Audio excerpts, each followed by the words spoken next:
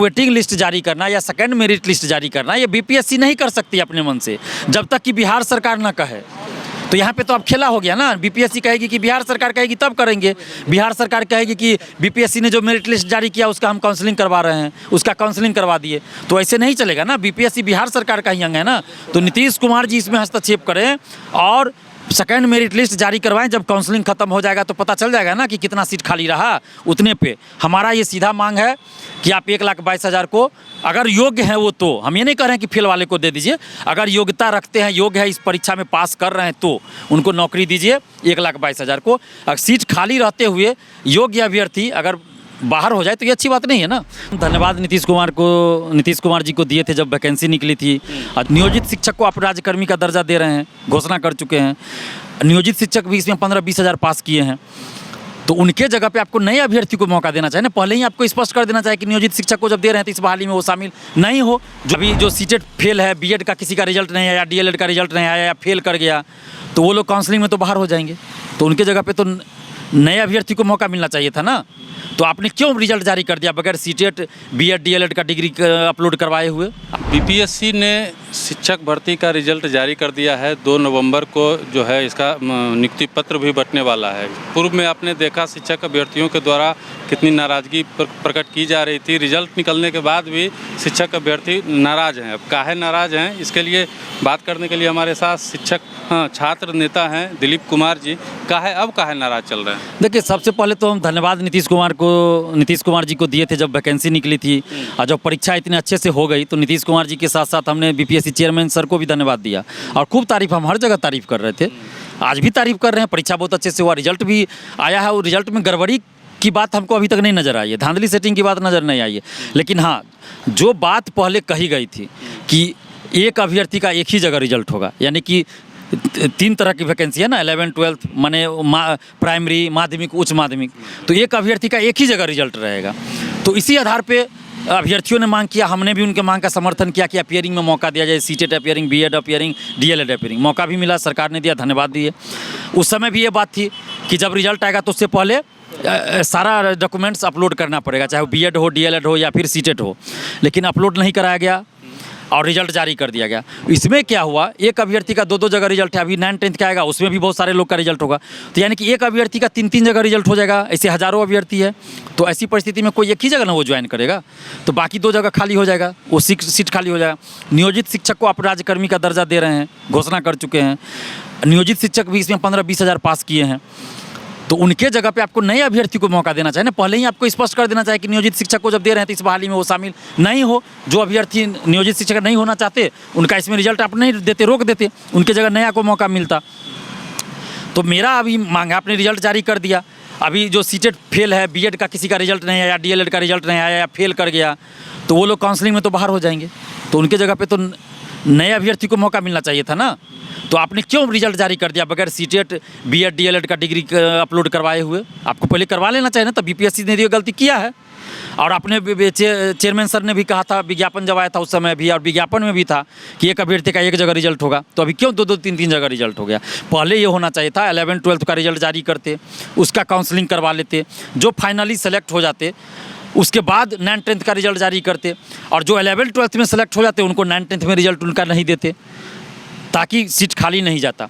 अब आपने जब रिजल्ट जारी कर दिया, तो अब हमारी ये मांग है कि कम से कम अब आप काउंसलिंग के बाद जो सीट खाली रहता है, तो उसके लिए आप सेकेंड मेरिट लिस्ट निकालिए, जिसको आप वेटिंग लिस्ट कह लीजिए। हमारी एक शब्द में अगर कहिएगा तो मांग ये है कि 1,22,000 जो आप कह रहे हैं, तो 1,22,000 को आप स्कूल में ज्वाइन कराइए। ये रिजल्ट बीपीएससी का मत दिखाए कि 1,22,000 का रिजल्ट जारी हुआ है, 1,22,000 स्कूल में ज्वाइनिंग चाहिए हमको, कि 1,22,000 को स्कूल में ज्वाइनिंग कराइए। उसके लिए मतलब क्या हुआ कि जो सीट खाली रहेगा उस पर आप जो निकालिए merit list, second merit list. हम ये नहीं कह रहे कि जो योग्यता नहीं रखते उसको ज्वाइन करें, हम ये ऐसा कहाँ कर रहे हैं।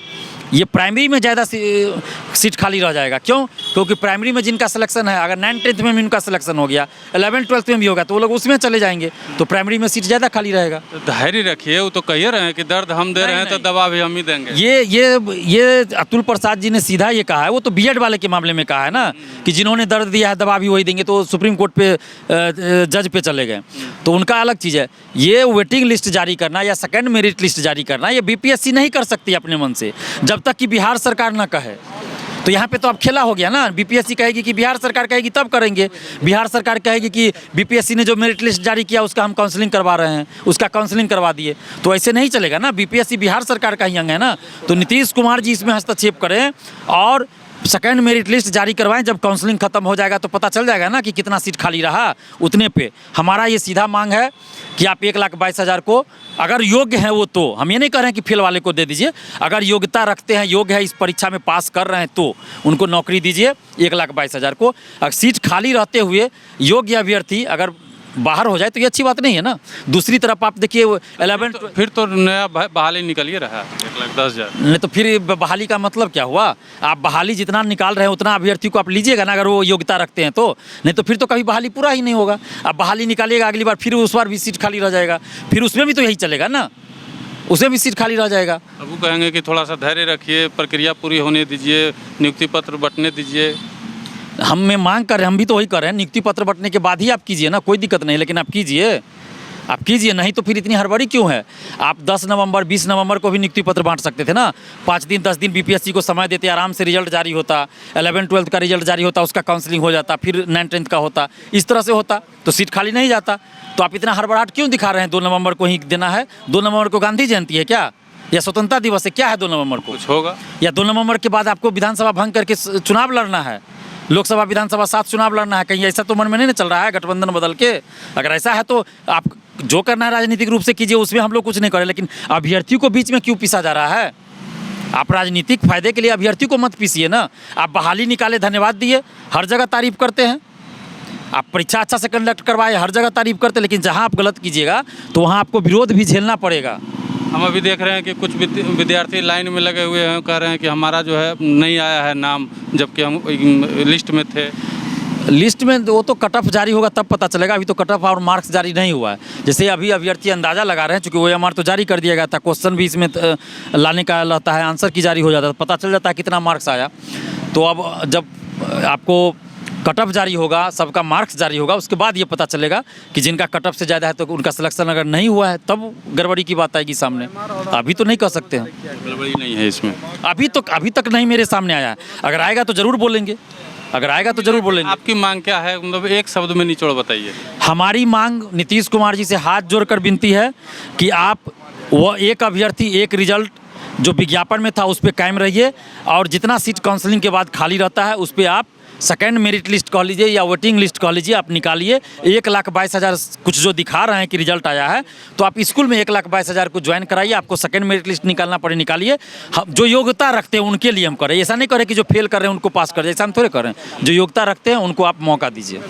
चलिए, ये थे छात्र नेता दिलीप कुमार, जिनकी बातों को आपने सुना, और इस बारे में आप अपनी आपका क्या विचार है, आप क्या सोच रखते हैं, कमेंट बॉक्स में ज़रूर बताइएगा। धन्यवाद।